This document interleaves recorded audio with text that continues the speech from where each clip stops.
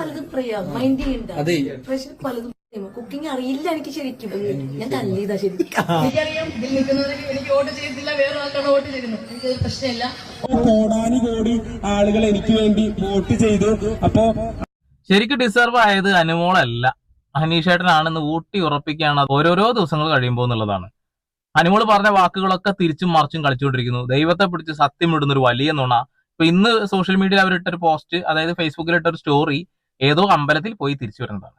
ഈ ദൈവങ്ങളൊക്കെ പിടിച്ചിട്ട് എന്തൊക്കെ നുണയാണ് പറഞ്ഞിട്ടുള്ളത്. ഇതൊന്നും ഞാൻ കൈ നിർത്തിടുന്നല്ല, സത്യസന്ധമായ കാര്യമാണ്.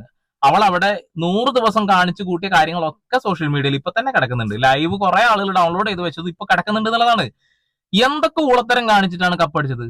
ഞാൻ അങ്ങനെയൊക്കെ കാണിച്ചു കൂട്ടിയാലും കപ്പ എന്റെ ഇതിലിരിക്കുന്നില്ല എന്നൊക്കെയാണ് ചോദിക്കുന്നത്. അതായത് അലമാരയിൽ എത്തിയല്ലോ, ഇനി നിങ്ങൾ എന്ത് പറഞ്ഞാൽ നിൽക്കുന്നത്? പ്രേക്ഷകർ അങ്ങനെ പലതും പറയാൻ ശ്രദ്ധിക്കേണ്ടെന്നുള്ളത്. പ്രേക്ഷകരെ പോലും ഈ രീതിയിൽ കാണുന്ന അനുമോളൊക്കെ എന്ത് പറയാനാണോ ഇന്നും